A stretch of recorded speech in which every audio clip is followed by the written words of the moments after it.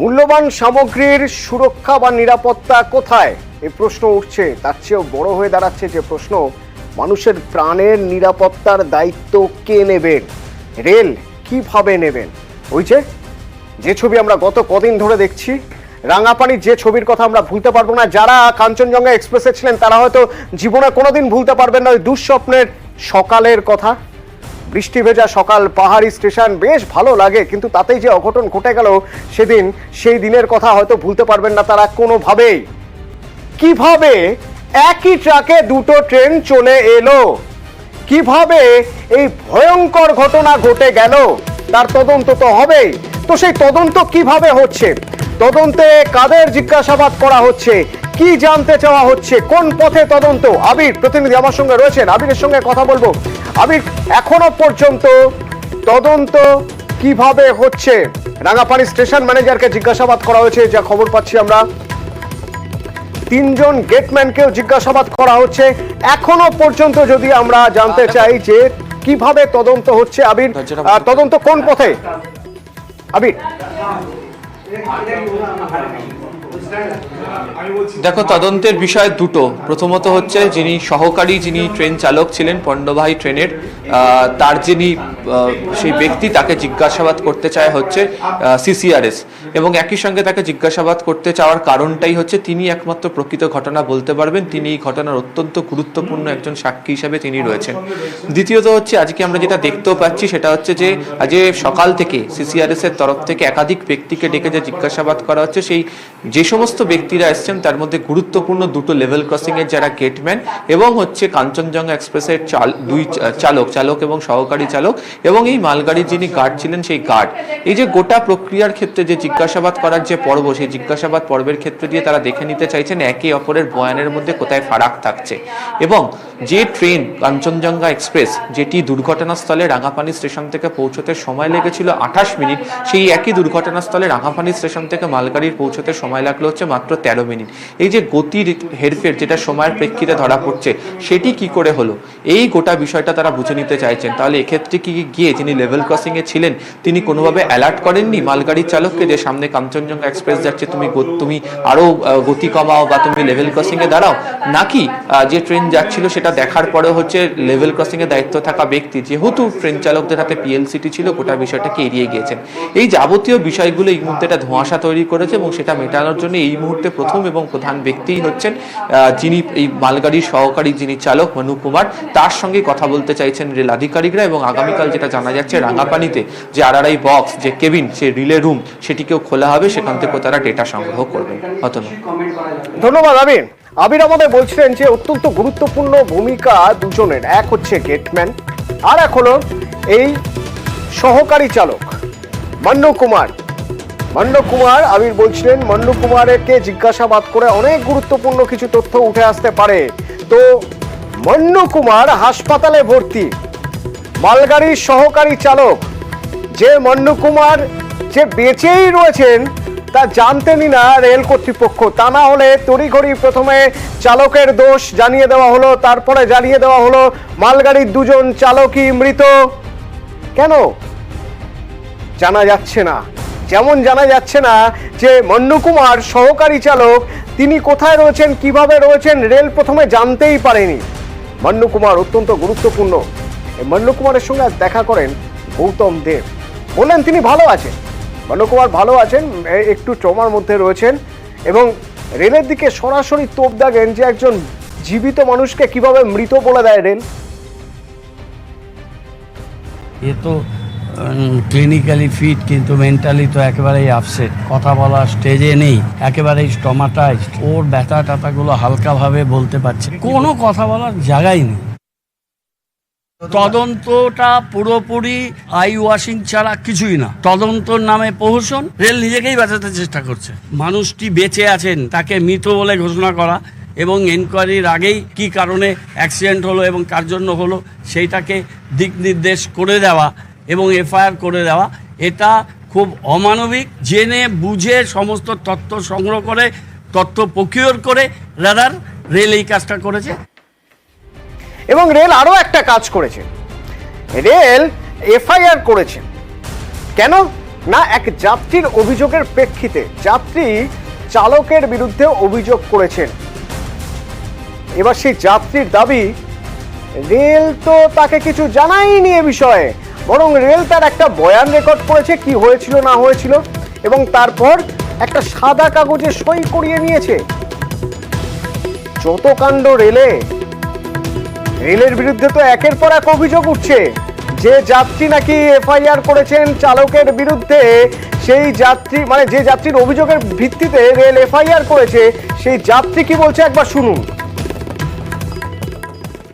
সেখানে গিয়ে নর্মালি কিছু আরপিএফ আসে আমার কাছে, তারা কথা বলে যে আমার নাম, ঠিকানা, তারপরে অ্যাড্রেস, সব কিছু ডিটেলস। তারপরে আরো কয়েকজন আসে রাত্রিবেলা 7টা 8:30টার সময়। তো তখন এসে তারা আমার থেকে মানে আমার কি পরিস্থিতির মধ্যে ছিলাম সবটা ওনারা জানে, শুনতে চায় আর কি। আমি সেটা বলি, সেটা ওনারা ভিডিও করে দেন। আমাকে একটা সাদা পেজের মধ্যে ওখানে আমার নাম, ঠিকানা শুধু লেখা ছিল। আমাকে নিচে বলেছিল সিগনেচার করে আজকের ডেটটাকে দিয়ে দিতে। ট্রেনের ভেতরে কে এসছে, কোন গাড়ি মেরেছে, সেটা আমার দেখার পক্ষে মানে সম্ভব নয়। সন্ধ্যার পর জানতে পারি যে এরকম একটা মালগাড়ি নাকি পেছন থেকে এসে মেরেছে। আমি চিনি না তাদেরকে, আমি কেনই বা এফআইআর করতে যাবো তাদের নামে। ও তো ট্রেনের ভিতরে ছিল, কে মানে মার্চে পিছন থেকে ও তো জানার ব্যাপার নেই। অভিযোগটা তো ভিত্তিহীন অভিযোগ না। আমরা কেন রেলের ব্যাপারে আমার না চেনা, ড্রাইভারের সাথেও চেনা নাই, ড্রাইভারের যে মারা গেলো তার সাথেও আমাদের কোনো চেনাশোনা নেই। তো আমরা তো চিনি না, তাকে আমরা কেন করতে যাবো? সাদা কাগজে একটা সই করাই ছিল হসপিটালেই। হ্যাঁ, কোন হসপিটাল? রেল হসপিটালে, রেলের তরফ থেকেই করেছিল বোধহয়। বলছে যে এটা অ্যাড্রেসটা নিলাম। আপনি ছিলেন তখন? হ্যাঁ আমি ছিলাম। ভিত্তিহীন তো অভিযোগ। ওই মেয়েটি কোনো কিছু জানার কথাই না। আজকে গেছি, কথা বলেছি। ও কিভাবে জানবে? ও তো অন্য কম্পার্টমেন্টে তখন নিজের জীবন বাঁচাতে ব্যস্ত। ওকে বলে যে কি একটা কাগজে সই করতে, ও সই করে দিয়েছে, জানে না। এই মেয়েটিও খুব মানসিক যন্ত্রণার মধ্যে আছে। ওরা এসব ফেস করেনি কোনোদিন।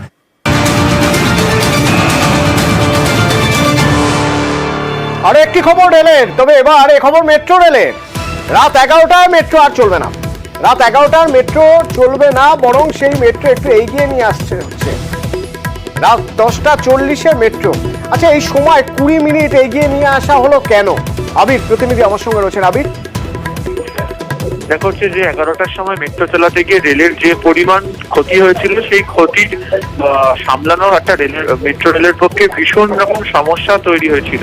কিন্তু এখন বর্তমানে দেখা যাচ্ছে যে রেলের তরফ থেকে জানাচ্ছে যে 10:40 মেট্রো চালাবে সোম থেকে শুক্রবার পর্যন্ত। তবে এক্ষেত্রেও যে মেট্রো চালাতে গিয়ে দেখতে পাওয়া যাবে যে আরো যাত্রী হচ্ছে কিনা, এবং সেই যাত্রী যদি হয়, যদি তারা আয় করতে পারেন কিনা, তার উপর ভিত্তি করেই গোটা পরিষেবাটি চলবে। তবে 20 মিনিট সময় এগিয়ে আসার ক্ষেত্রে একদিকে হচ্ছে স্টাফ, অন্যদিকে হচ্ছে অর্থ। দুটোর ক্ষেত্রেই মেট্রো কর্তৃপক্ষ মনে করছে তাদের কিছুটা সুরাহা হবে, এবং সেই কারণেই তারা এই সময়টিকে তারা এগিয়ে নিয়ে আসলো। ধন্যবাদ। হলং বনবাংলো শুধুমাত্র একটা বনবাংলো কিন্তু নয়, পর্যটকদের কাছে আবেগের একটা নাম, নস্টালজিয়ার একটা নাম। সেই হলং বনবাংলো গতকাল রাতে পুড়ে ছাই। তারপরের আজ সকালে কেমন ছবি সেই স্বাদের হলং বনবাংলোর দেখাবো বিরতির পর। সঙ্গে থাকো। গুজব এমন একটা জিনিস যে পিটিয়ে পিটিয়ে পিটিয়ে পিটিয়ে আধমরা করে দেওয়া যায়। পুলিশের সামনে এত পেটানো যায় যে যাতে প্রায় বড় অবস্থা হয়ে যায়। গুজব নাকি সত্যি সে তো তদন্ত করে দেখতে হবে। আইনের পথে চলবে। তবে তার আগেই এরকম মারধর। বারাসাতের ছবি দেখুন।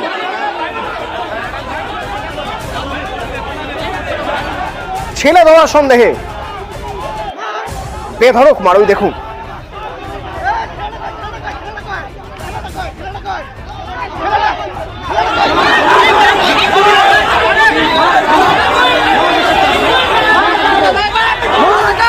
সত্যি ছেলে ধরা না, তা বোঝার উপায় নেই, তা জানার উপায় নেই, কিন্তু আক্রোশটা রয়ে গেছে, সন্দেহটা রয়ে গিয়েছে, কারণ গুজব ছড়ানো হয়েছিল।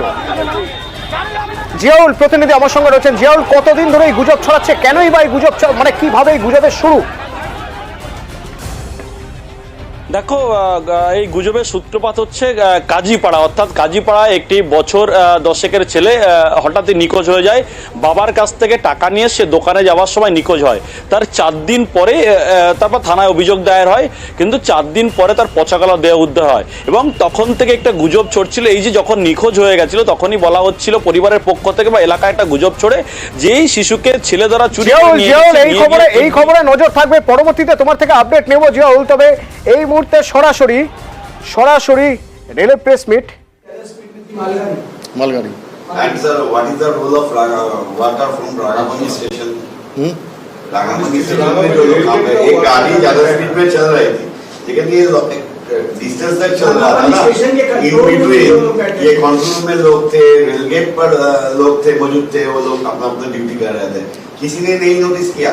नोटिस किया, वही तो पूछा जा रहा है उन लोगों से। नहीं, आपका समझ पहला इन्वेस्टिगेशन प्राइमरी ये बताइए ना, यही सब तो जो आप लोग पूछ रहे हैं, यही सब तो वहाँ पूछा, रिकॉर्ड किया जा रहा है ना कि भाई ज्यादा स्पीड पे चल रहे थे, क्यों चल रहे थे, दूसरे लोगों ने क्या काम किया नहीं किया, वही सब तो पूछा जा रहा है। कॉजेस हो सकते हैं सर, क्या क्या चीजों को आप लोग मद्देनजर रख रहे हैं, क्या क्या कॉजेस है, what could be the cause of this accident?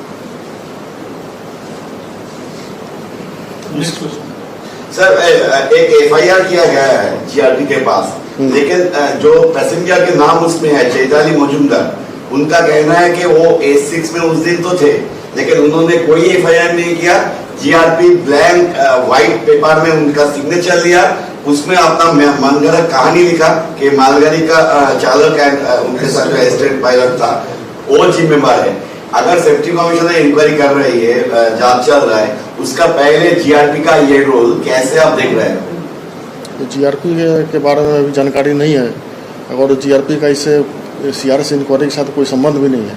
CRS साहब जो है, मालगाड़ी का जो CRS साहब जो है वो रेलवे मिनिस्ट्री के अंदर में नहीं आते हैं, वो सिविल एविएशन मिनिस्ट्री के अंदर में आते हैं, तो अपना इंडिपेंडेंट तरीके से इंक्वायरी करते हैं। और जैसा कि आप जानते भी होंगे कि रेलवे एक्सीडेंट में अगर किसी जान माल की क्षति होती है तो ऑटोमेटिक CRS साहब इंक्वायरी करते हैं उसमें, तो उसी संदर्भ में ये इंक्वायरी कर रहे हैं, और सारी चीज़ों का जानकारी लेने के बाद ही अपना एक रिपोर्ट बना कर देंगे, जिसमें कि साफ साफ कॉज होगा कि किस कारण से ये घटना हुई थी। मेरा एक सवाल है, हाँ, इस घटना के कमोबेश 5-6 घंटे के बाद प्रेस कॉन्फ्रेंस करके बताया गया था कि मालगाड़ी का जो सह चालक था उसकी मौत हो गई थी। कल हमने देखा एक वीडियो वायरल हुआ है जहां वो चालक भी क्लेम कर रहा है कि वो जिंदा है और अस्पताल में उसका इलाज हो रहा है। हम आपसे जानना चाहेंगे कि वो जिंदा है या नहीं? तो असिस्टेंट लोको पायलट तो वो जिंदा है, अभी पैरामाउंट हॉस्पिटल में है। तो ऐसी कंफ्यूजन क्यों हो गया, मतलब पहले क्यों ये कहा गया कि उसकी मौत हो गई है, कहीं कुछ कम्युनिकेशन में गलत हो गया? जिसमें एक्सीडेंट होता है तो उसके बाद एकदम 100% करेक्ट इन्फॉर्मेशन कलेक्ट नहीं हो पाता है, कौन कहाँ पहुँचा नहीं पहुँचा पता नहीं था, इसके कारण से कहीं से ये इन्फॉर्मेशन दिया गया होगा, जो कि शाम होते होते पता चला कि वो अस्पताल में भर्ती है। उससे बात हुई है प्राथमिक तौर पे आप लोगों की? अस्पताल में मिलने के लिए तो हम ही गए थे उसके पास में, जिस समय कि वो डॉक्टर के अनुसार बात करने की स्थिति में नहीं था, लेकिन वो डॉक्टर के साथ उनका बात हो रहा था, मेरे सामने ही डॉक्टर से बात हुआ था। उसके बाद मैंने बाकी अन्य लोगों के साथ में बात करने की स्थिति में नहीं थी।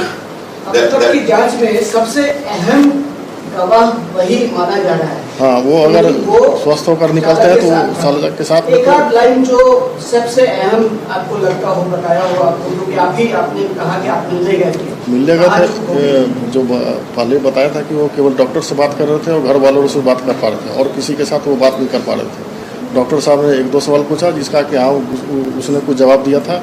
उसके बाद आगे वो और किसी कम से क्या उनका बात सुनेगा ये कमीशन? हाँ, जरूर सुनेगा। अगर जब स्टेटमेंट रिकॉर्ड करने की या बोलने की स्थिति में है, बात करने की स्थिति में होगा, तो उनका CRS साहब जरूर स्टेटमेंट रिकॉर्ड करेंगे उनका। सर, आपने कहा कि काफी वक्त लगेगा ये बयान दर्ज करने में, जांच पूरी करने में, बता सकते हैं अंदाजन कितना वक्त लग सकता है? पहला स्टेप होता है जो लोग सम्मिलित थे उनका बयान दर्ज करना। बयान दर्ज करने के बाद CRS साहब उसमें अपना इन्फ्रेंस निकालेंगे, दूसरी चीज़ों के साथ उसको कोलेक्ट करेंगे और बाद में अपना एक रिपोर्ट बना कर देंगे। तो बहुत सारे